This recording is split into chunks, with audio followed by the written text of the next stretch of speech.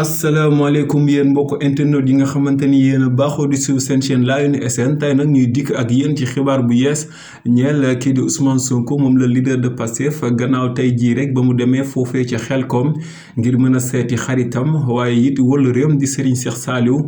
ngir dem daal di saafonte ak moom foofee ca Xelkom. ñuy fàttali rek ni ay fan ci ginnaaw moom Ousmane Sonko demoon na daal di seeti rek kii di Serigne Cheikh Saliou waaye mu ngi ko fekkoon ci këram ga nekk ca Touba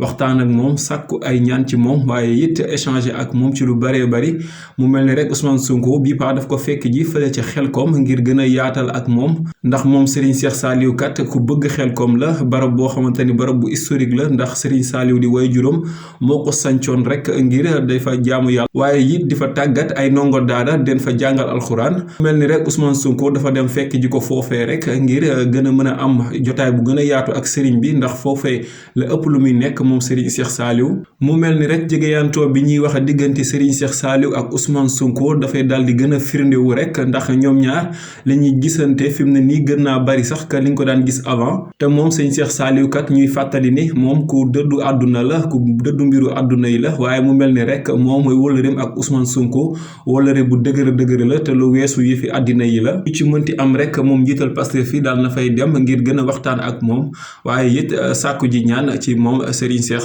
Saliou